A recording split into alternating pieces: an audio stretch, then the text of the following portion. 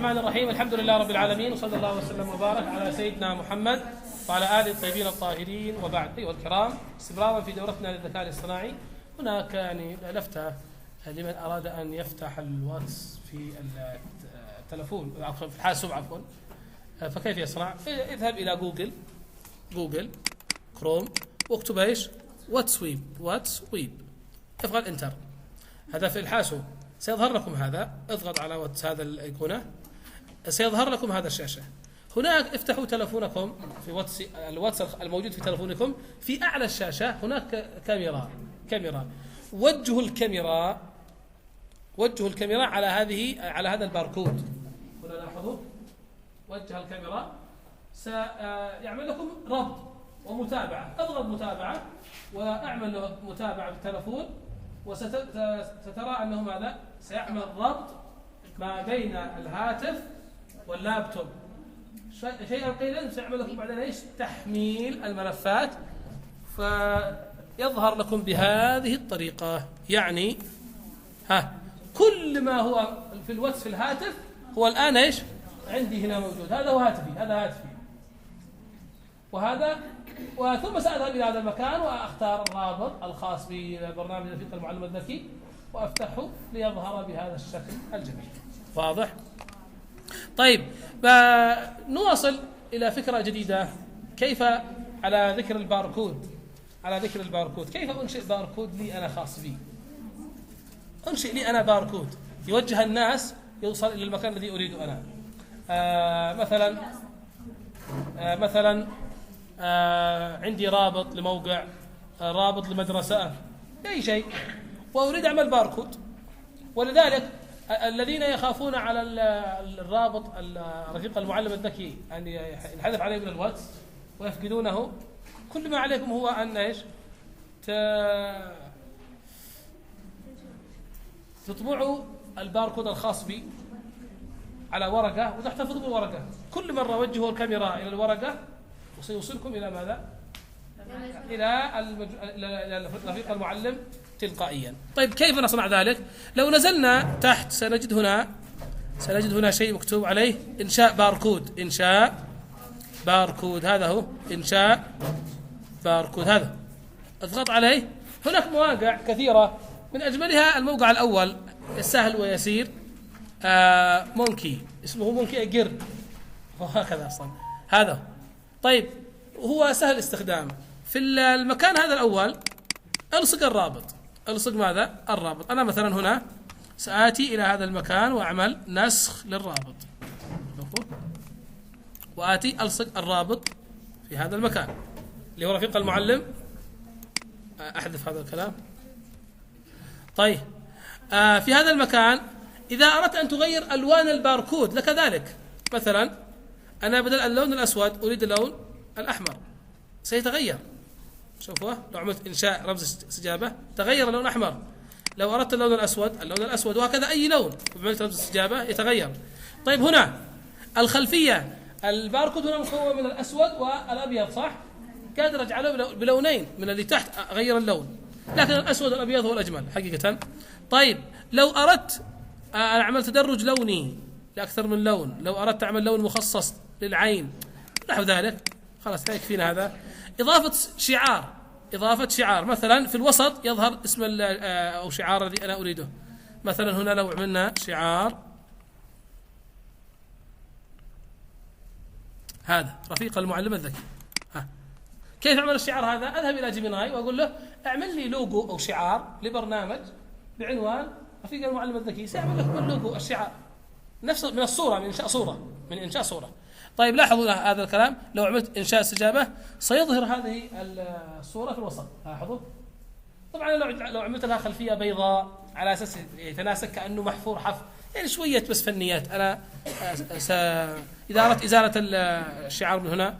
طيب، لو أتيت مثلا إلى هذا تخصيص التصميم، هذا يلخص، يعني شوفوا الحواف، هذا يغير الحواف. مثلا لو اخترت أنا هذا، عملت استجابة، لاحظوا كيف سيغير لكم الحواف. شوفوا النقاط اللي داخل تغيرت. لو غيرت مثلا هذا شكل إطار العين إلى هذا الشكل، شوفوا بس هذا اللي هنا، شوفوا كيف تغير. لو جعلته بهذا الشكل حتى أختار ما أحبه. لو اخترت مثلا هذا الشكل،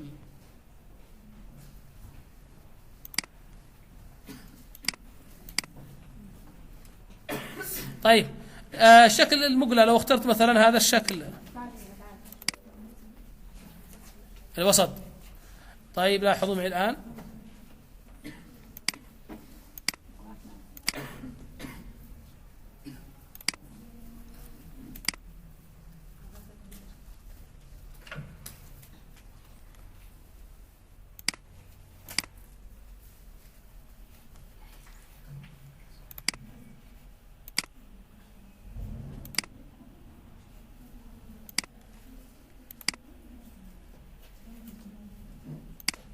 لاحظوا كل مرة أستطيع أتحكم.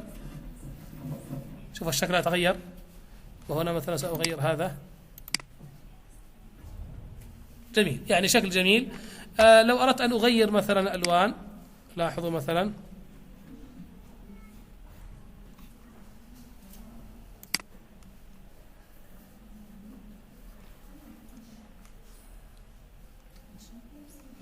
طيب الآن أعمل إيش؟ تحميل BNG صورة. أنتظر قليلا، سأنتظر قليلا حتى يتم رابط تحميل. جاهز تحميل. سأسميه مثلا إيش؟ رفيق المعلم الذكي، وأعمل إيش؟ سيف تحميل. لاحظوا يا كرام، أنا سأفتح لكم الصورة الآن جميعا وجهوا تلفونكم إلى هذا، سيظهر لكم الرابط تلقائيا، أو خرجوه صورة يعني في ورقة طبعوا طباعة، وبمجرد ما تعملوا التلفون على الصورة هذا سيلتقط معكم، يظهر لكم رابط، اضغطوا على الرابط سينقلكم مباشرة إلى رفيق المعلم الذكي. الآن نواصل إلى شيء جديد، وهو هذه الإبداعات. وكما قلنا أن أهم نقطة هي كيف تنشأ الفكرة، لأن هي الأهم حقيقة. أدوات خاصة أصبحت متاحة عندكم. كنا قد تكلمنا عن أصحاب اللغة العربية بزر اسمه تحليل النصوص الأدبية، وقلنا إن شاء الله بقية المواد سنعطيهم أيضا مجموعة أفكار. أنا عملتها لكم هنا يا جماعة في عنوان أطلق العنان لإبداعك.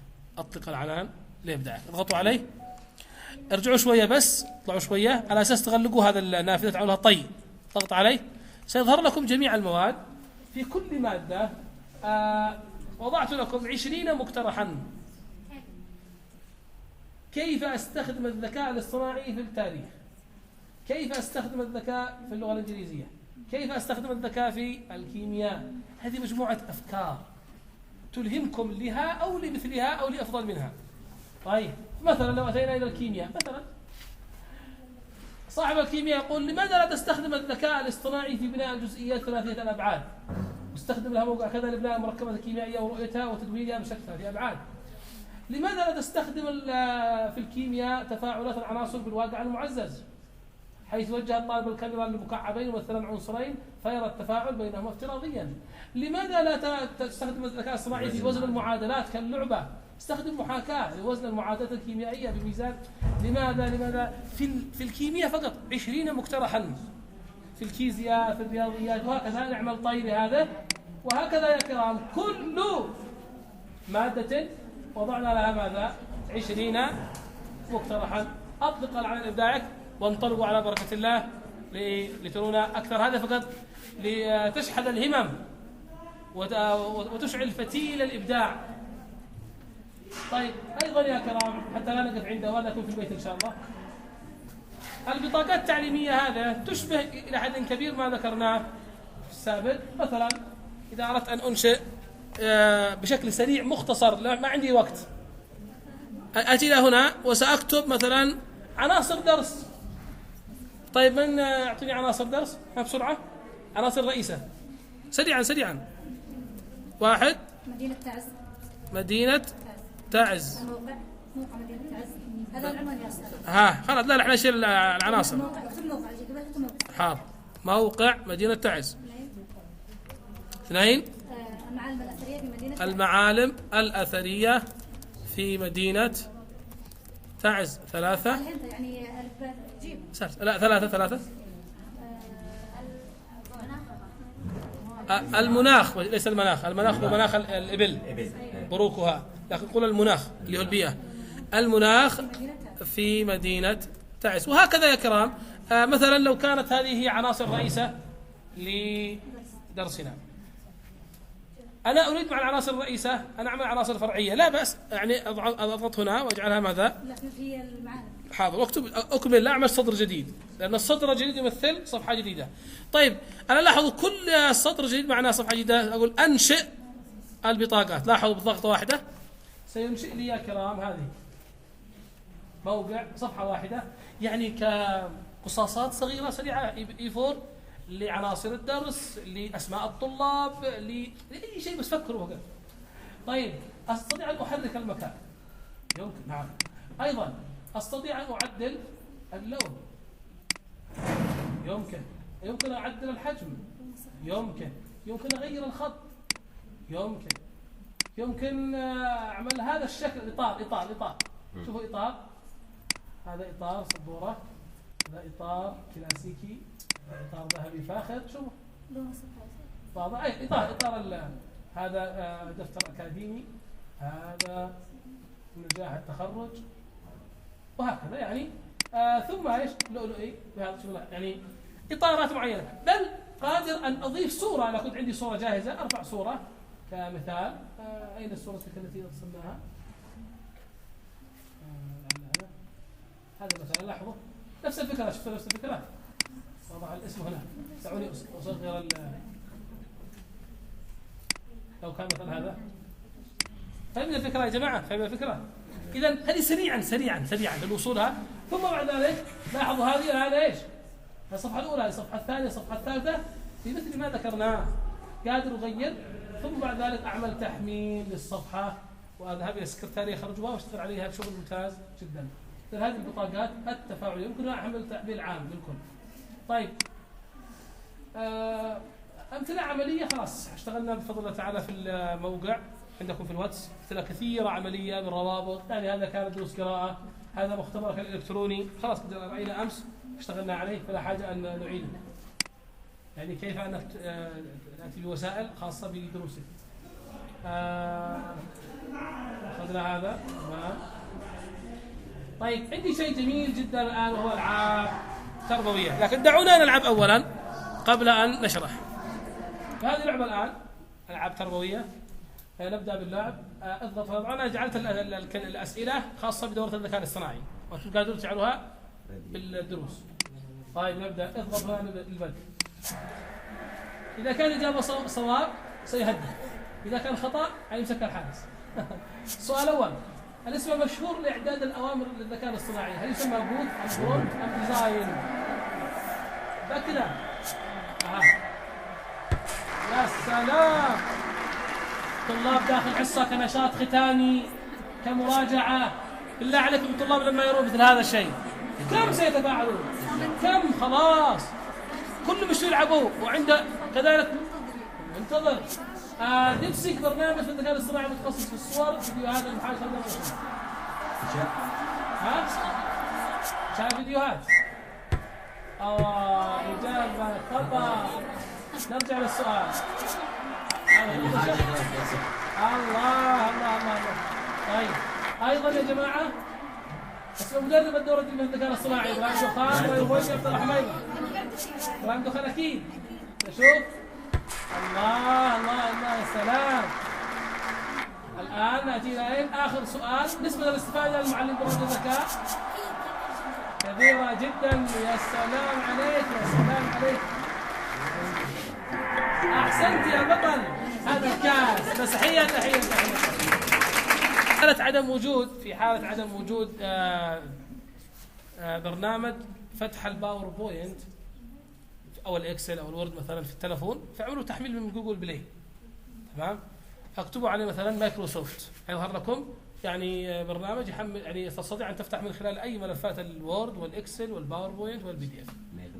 مايكروسوفت يعني في الهاتف. وشوفوا اللي هون أكثر نسبة تنزيلات تحميلات 10 مليون وشوية، اختاروه. طيب هنا قادر يغير السؤال، قادر تغير السؤال كاملا.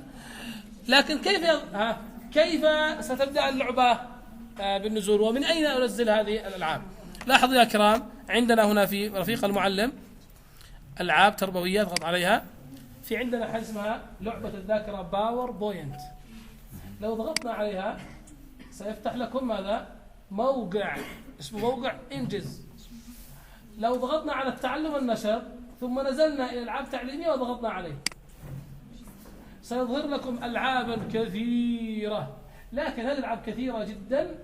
باقي عندكم اثنين، لاحظوا لما حصل هذا، لا اخترت هذا. في ألعاب كثيرة ستظهر هكذا. ما عليكم إلا أن تغيروا ماذا؟